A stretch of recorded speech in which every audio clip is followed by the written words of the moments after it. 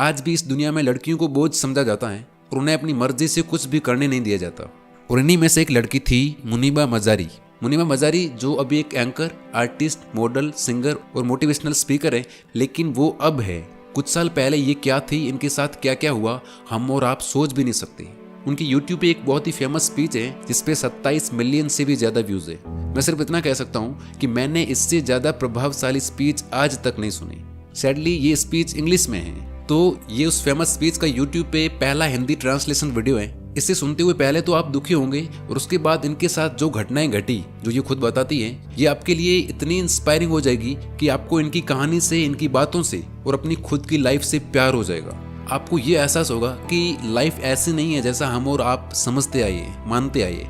ये 20 मिनट की स्पीच आपको पैसे, फेम, सक्सेस, रिलेशनशिप्स, चीज़ों, अपनी फैमिली और आपके खुद के बारे में बहुत कुछ नया एहसास करवाने वाली है, बहुत कुछ नया सिखाने वाली है। हो सकता है ये 20 मिनट आपको ज़्यादा लगे, लेकिन ये उन मूवीज़ और वेब सीरीज से बहुत ज़्यादा कम है जो हम और आप लोग देखते रहते हैं। तो आज आप वो सुनने वाले हो जो आपके ज़िंदगी भर काम आने वाला है। शुरू।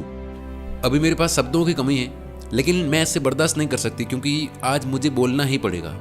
आपका बहुत बहुत धन्यवाद इतने सारे प्यार के लिए। आपका बहुत बहुत धन्यवाद मुझे एक्सेप्ट करने के लिए। मैं जहाँ भी जाती हूँ हमेशा अपनी बात की शुरुआत एक छोटे से डिस्क्लेमर से करती हूँ। वो ये है कि मैंने कभी भी एक मोटिवेशनल स्पीकर होने का दावा नहीं किया।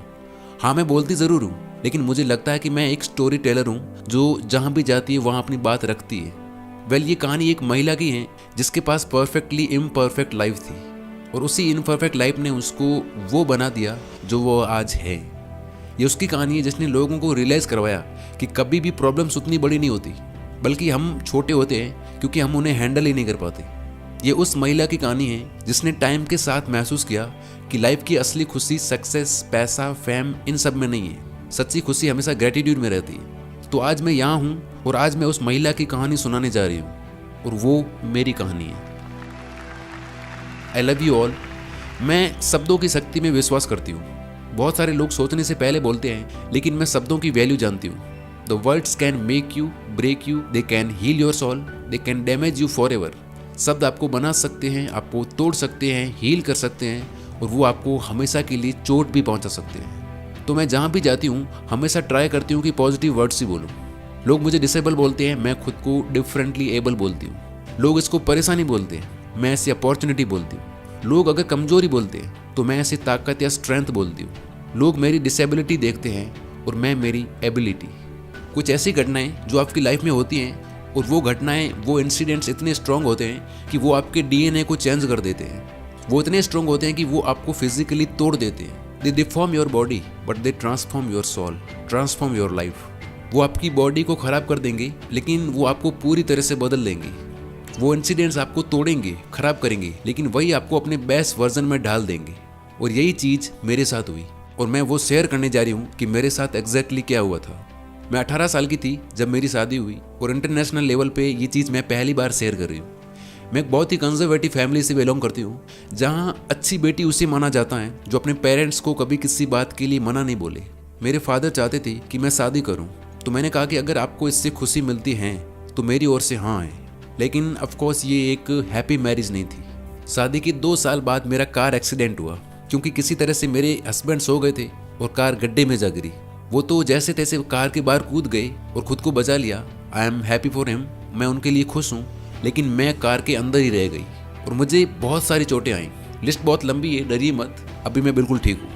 राइट आर्म की हड्डी फ्रैक्चर हुई, कलाई फ्रैक्चर हुई, शोल्डर की हड्डियाँ फ्रैक्चर हुई, पूरा रिब कैच फ्रैक्चर हुआ और इसी के चलते मेरे लंग्स और लीवर बुरी तरह से डैमेज हुए। उस वक्त मैं सांस भी नहीं ले पा रही थी, इसलिए मैं जहाँ भी जाती हूँ तो मुझे बैग पहन के चलना पड़ता है। मेरा पूरा बैकबोन भी क्रस्ट हो चुका था, जिसके चलते मैं पूरी ज़िंदगी के लिए अपाहिज हो गई। लेकिन इसी सब ने मेरी सोच, मेरी ज़िंदगी को पूरी तरह से बदल के रख दिया। तो ये एक्सीडेंट ऐसी जगह हुआ जहाँ पे ना कोई प्राथमिक उपचार था, ना एम्बुलेंस थी, ना कोई हॉस्पिटल था, कुछ भी नहीं था और मैं अकेली कार में फंसी हुई थी। फिर कुछ लोग मुझे बचाने आए, उन्होंने मुझे कार से बाहर निकाला और जब वो मुझे कार से उस हालत में बाहर निकाल रहे थे तो वो लोग ये डिबेट कर रहे थे कि इसे यहीं छोड़ दें क्या, वैसे भी ये मरने वाली है, हम क्या कर सकते हैं, यहाँ कोई एम्बुलेंस भी नहीं है। फिर कोई बोलता है कि वो गली में जीप खड़ी है, उसमें डाल के हॉस्पिटल ले जाते हैं, जो वहाँ से 3 घंटे की दूरी पे थी। और मुझे वो अभी भी याद है जब उन्होंने मुझे जीप के पीछे वाली साइड में फेंका और हॉस्पिटल ले आए। और वहाँ फिर मुझे पता चला कि मेरी आधी बॉडी फ्रैक्चर हो चुकी है और आधी पैरालाइज्ड। और फिर मैं उस हॉस्पिटल में 2.5 महीने तक पड़ी रही। मुझे कई सर्जरी से होकर गुजरना पड़ा। डॉक्टर्स ने मेरे हाथों में, मेरी पीठ पे बहुत सारे टाइटेनियम डाले और इसीलिए पाकिस्तान के लोग मुझे आयरन लेडी ऑफ पाकिस्तान भी कहते हैं। कभी कभी मैं आश्चर्यचकित हो जाती हूँ कि ये सब बार बार बताना मेरे लिए इतना आसान कैसे हो जाता है। किसी ने सही कहा है कि अगर आप बिना रोए अपनी दास्तान लोगों के साथ शेयर कर पाते हैं तो इसका मतलब है अब आप उससे उबर चुके हो। हॉस्पिटल के वो 2-2.5 महीने मेरे लिए बहुत ही दर्दनाक थे। मैं आपको इंस्पायर करने के लिए ये कहानियां नहीं बना रही, बल्कि वाकई में मैं पूरी तरह से उम्मीद छोड़ चुकी थी। एक दिन डॉक्टर मेरे पास आए और कहने लगे कि मैंने सुना कि आप एक आर्टिस्ट बनना चाहती थी, लेकिन मेरे पास आपके लिए एक बुरी खबर है कि आप अब फिर से कभी पेंट नहीं कर पाएंगी क्योंकि तुम्हारी रिस्ट और आर्म बुरी तरह से फ्रैक्चर हो चुकी है। मैं थोड़ी देर चुप रही। अगले दिन डॉक्टर फिर से मेरे पास आते हैं और कहते हैं कि आपकी स्पाइन इंजरी बहुत ही खराब है, आप अब बाकी बची लाइफ चल भी नहीं सकती। मैंने एक बहुत ही गहरी सांस ली और कहा ठीक है। फिर एक दिन और डॉक्टर मेरे पास आते हैं और कहते हैं कि आपकी स्पाइन इंजरी और फिक्सेशन जो आपकी बैक में लगे हुए हैं, इसकी वजह से आप कभी बच्चे को जन्म नहीं दे सकती। और वो सुन के मैं शॉक्ड रह गई। मुझे अभी भी याद है कि मैंने अपनी माँ से एक दिन पूछा था कि मैं ही क्यों, और वहीं से मैंने अपने आप से सवाल करना शुरू किया कि मैं अब जिंदा भी क्यों हूँ। अब जिंदा रहने से मतलब ही क्या है। मैं चल नहीं सकती, मैं पेंट नहीं कर सकती, फाइन ठीक है, मैं माँ भी नहीं बन सकती। और महिला होने के नाते एक चीज़ हमेशा हमारे दिमाग में रहती है कि बच्चों के बिना हम इनकम्प्लीट है। तो अगर बाकी बची पूरी लाइफ में अगर एक इनकम्प्लीट महिला रहने वाली हूँ तो जीने का क्या पॉइंट है। लोग डरे हुए थे कि इसको अब तलाक मिलेगा, इसके साथ अब क्या होगा। मैंने सोचा मैं ही क्यों और मैं अब भी जिंदा क्यों हूँ। हम सब लोग एक टनल का पीछा करते हैं, हम सब ये करते हैं क्योंकि हम टनल के उस पार एक लाइट देखते हैं जो हमें चलाए रखती है। मेरे प्यारे दोस्तों, मेरी सिचुएशन में भी टनल है, मैं भी चल रही थी, लेकिन मुझे उस और कोई लाइट नहीं दिखाई दे रही थी। और इसलिए मुझे वहाँ से रियलाइज हुआ कि शब्दों में वो ताकत है जो मुझे ठीक कर सकती है। मेरी माँ ने मुझसे कहा कि ये वक्त भी चला जाएगा, भगवान के पास तुम्हारे लिए कुछ बड़ा प्लान है। मुझे नहीं पता वो क्या है, पर वो उसके पास जरूर है। तो फिर मैं अपने चेहरे पे वो स्माइल लाने की कोशिश करती जो असली नहीं थी। उस दर्द को छुपाना बहुत ही मुश्किल था जो मुझे उस वक्त हो रहा था, लेकिन मुझे बस इतना पता था कि अगर मैंने गिव अप कर दिया तो मेरी माँ और मेरा भाई भी गिव अप कर देंगे और अपने साथ उनको रोते हुए मैं नहीं देख सकती। एक दिन मैंने अपने भाई से कहा कि मुझे पता है कि मेरा हाथ टूटा हुआ है, लेकिन हॉस्पिटल की इन सफ़ेद दीवारों को देखते देखते मैं थक चुकी हूँ। मैं अपनी ज़िंदगी में कुछ रंग भरना चाहती हूँ, मैं कुछ करना चाहती हूँ, तो मुझे कुछ कलर्स और कुछ छोटे कैनवास ला के दो, मैं पेंट करना चाहती हूँ। तो पहली पेंटिंग जो मैंने बनाई थी वो उसी बेड पे पड़े हुए बनाई थी जिस पर डॉक्टर ने मुझे आके बोला था कि तुम कभी भी पेंट नहीं कर सकती।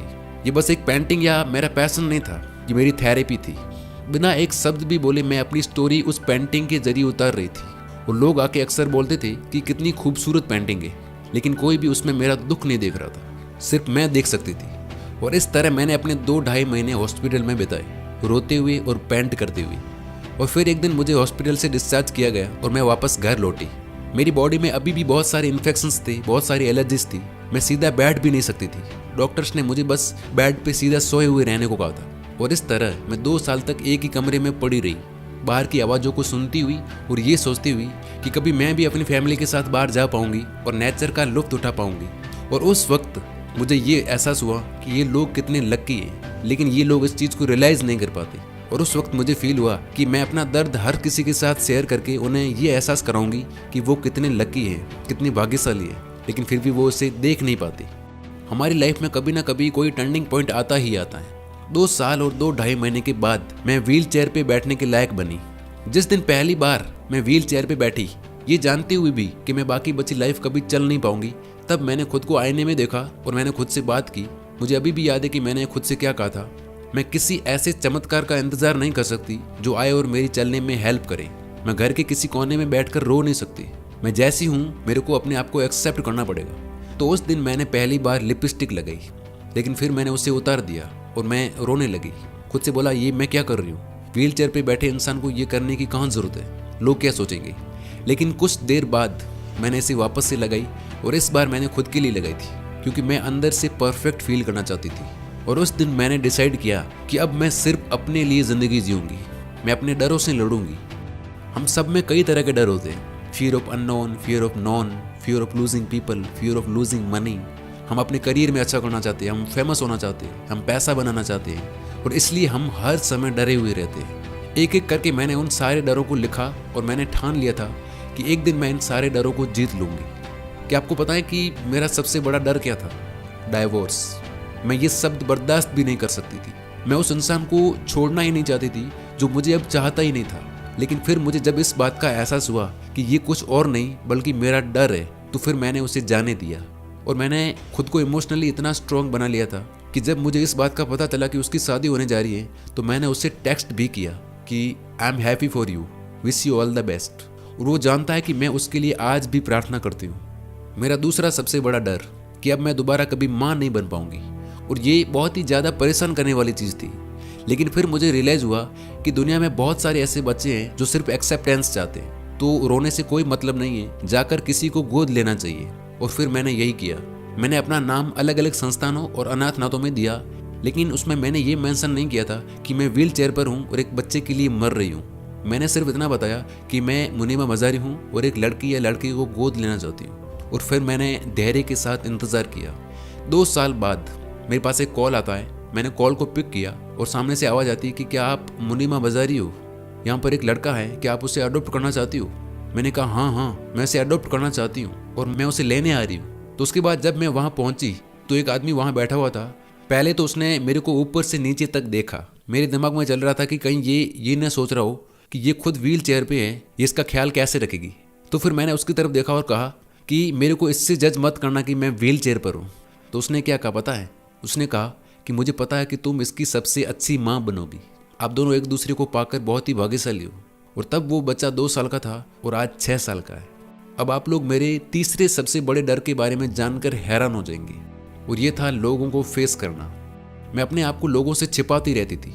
मैं जब उन 2 सालों में बेड पर थी तो मैं अक्सर दरवाजा बंद रखा करती थी, और जब कोई मिलने आता तो मैं सोने का नाटक करती और कहती थी कि उन्हें जाकर कह दो कि वो सोई हुई है और मिल नहीं सकती। पता है क्यों?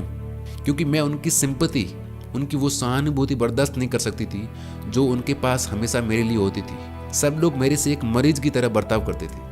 जब भी मैं मुस्कुराती थी तो वो लोग मेरी ओर देख के बोलते थे कि तुम मुस्कुरा रही हो, क्या तुम ठीक हो? Are you sick? मैं इस सवाल को सुनकर थक चुकी थी। और कल ही एक लेडी ने भी मुझे एयरपोर्ट पे ये सवाल पूछा कि आर यू सिक? तो मैंने बोला कि बस स्पाइनल कॉर्ड इंजरी को छोड़कर मैं एकदम ठीक हूँ। पर असल में वो बहुत ही प्यारे सवाल थे, लेकिन मैं जब बिस्तर पर थी तो वो मुझे प्यारे नहीं लगते थे। तो अक्सर मैं अपने आप को लोगों से छुपाए रखती थी। और आज मैं यहाँ तुम सब लोगों से बात कर रही हूँ क्योंकि मैंने उस डर पर जीत पा ली।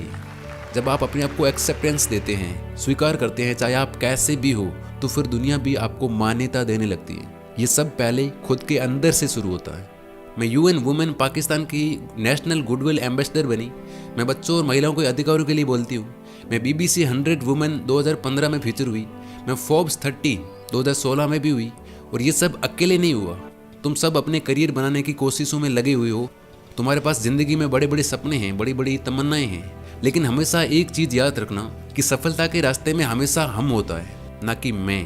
ये कभी मत सोचना कि तुम अकेले कुछ अचीव कर सकते हो। नो, हमेशा कुछ दूसरे इंसान होते हैं जो हमेशा आपके पीछे खड़े रहते हैं। हो सकता है वो आगे नहीं आए, लेकिन हमेशा पीछे खड़े रहते हैं, आपके लिए प्रार्थनाएं करते हुए, आपको सपोर्ट करते हुए।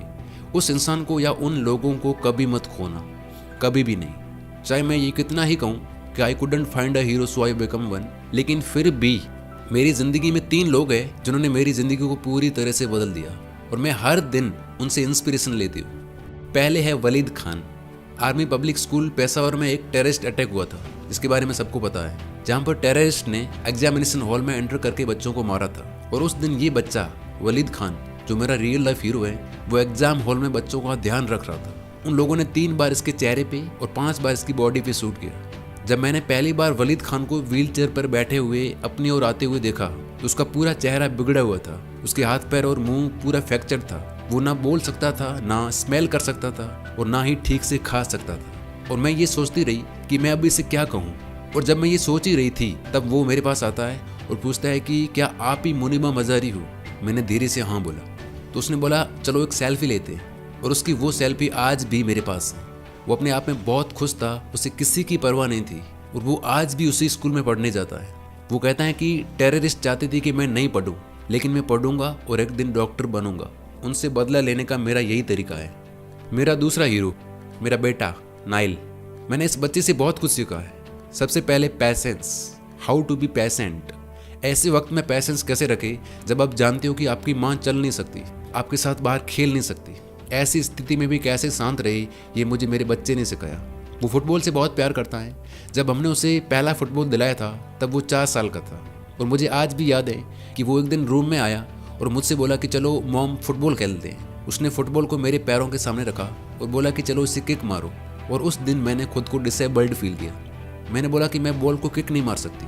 चलो कोई बात नहीं, आपके पैर काम नहीं करते लेकिन हाथ तो कर रहे हैं, चलो बॉल से कैच खेलते हैं।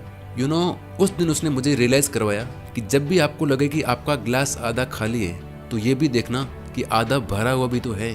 हमेशा पॉजिटिव रहिए। लास्ट बट नॉट लीस्ट, तीसरी सबसे बड़ी इंस्पिरेशन, एक महिला जिसने मुझे रियलाइज़ करवाया कि हीरो का कोई जेंडर नहीं होता, जिसने मुझ पे उस वक्त में भी भरोसा किया जिस वक्त मैं पूरी तरह से निराशा में डूबी हुई थी, जिस वक्त मुझे सब कुछ छोड़ चुका था। But she was always there for me. वो हमेशा मेरे साथ खड़ी रही। और जब भी मैं उनकी तरफ देखती थी तो वो अक्सर कहा करती थी कि ये वक्त भी चला जाएगा, God has better plan for you. ऊपर वाले के पास तुम्हारे लिए कुछ ना कुछ बड़ा है और यही चीज़ तुम एक दिन खुद बोलोगी। और वो थी मेरी माँ। मैं आज जो कुछ भी हूँ सिर्फ उनकी वजह से हूँ। थैंक यू माँ, मुझे वो बनाने के लिए जो मैं आज हूँ। काश ये देखने के लिए आप आज यहाँ होती। पता है हम इंसानों की प्रॉब्लम क्या है, और ये ऐसी प्रॉब्लम है जो हमने खुद ने ही क्रिएट की है। वो ये है कि हम लाइफ से एक्सपेक्टेशंस ज़्यादा रखते हैं। हम चाहते हैं कि सब चीज़ें मेरे मन मुताबिक हो, ये मेरा काम है और ये प्लान मेरे मन मुताबिक चलना ही चलना चाहिए। अगर वैसा नहीं होता है तो हम उसे छोड़ देते हैं। मेरे प्यारे दोस्तों, मैं कभी भी व्हील चेयर पर नहीं बैठना चाहती थी। मैंने कभी भी नहीं सोचा था कि ऐसा कुछ होगा। मैं हमेशा से बड़ी चीज़ें करना चाहती थी, लेकिन मैंने कभी भी सोचा नहीं था कि उसके लिए मुझे ये कीमत चुकानी पड़ेगी। ये ज़िंदगी एक टेस्ट एंड ट्रायल की तरह है, और टेस्ट और ट्रायल कभी भी आसान नहीं होते। गलती आपकी है क्योंकि आप लाइफ से आसान होने वाली चीज़ें एक्सपेक्ट करते हो। तो लाइफ से कभी भी ज़्यादा एक्सपेक्टेशंस मत रखिए कि ये चीज़ होनी ही होनी चाहिए। आप डरते हो तो भी कोई बात नहीं, आप रोते हो तो भी कोई बात नहीं, इट्स ओके। लेकिन हार मान लेना ये एक ऑप्शन नहीं होना चाहिए, ये चीज़ नहीं होनी चाहिए। लोग कहते हैं कि फेलियर एक ऑप्शन नहीं होना चाहिए, लेकिन मैं कहती हूँ कि फेलियर जरूर एक ऑप्शन होना चाहिए। क्योंकि जब आप हारेंगे तब आप फिर से उठेंगे, फिर आप फेल होंगे तो फिर उठेंगे, और इसी से एक इंसान स्ट्रांग बनता है। तो फेलियर एक ऑप्शन होना ही चाहिए, लेकिन हार मान लेना बिल्कुल भी नहीं। हम सब लोगों के दिमाग में एक चीज़ होती है जिसे परफेक्शन कहते हैं। हम सब कुछ परफेक्ट चाहते हैं, खुद को परफेक्ट चाहते हैं, परफेक्ट लाइफ चाहते हैं, perfect career, perfect relationship, perfect amount of money. लेकिन इस दुनिया में कुछ भी परफेक्ट नहीं है। हम सब परफेक्टली इम्परफेक्ट है, और ये भी परफेक्टली सही है। आप दुनिया में परफेक्ट बनने के लिए नहीं भेजे गए। वो लोग जो आपको परफेक्ट कैसे बनना है ये भी बताते हैं, वो लोग भी इम्परफेक्ट हैं। तो परफेक्ट बनने के इस डर से लड़ो।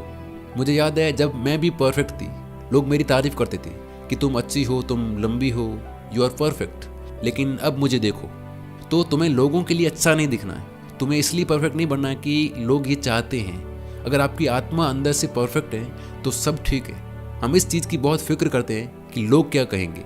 हम अपने आप की बहुत ही कम, लेकिन बाकी लोगों की ज़्यादा सुनते हैं। जब आप किसी की स्माइल का कारण बनते हैं, जब आप अपने आसपास के लोगों के लिए कुछ अच्छा करते हैं, जब आप किसी का दर्द फील कर सकते हैं, यही चीज़ें हैं जो आपको परफेक्ट बनाती हैं।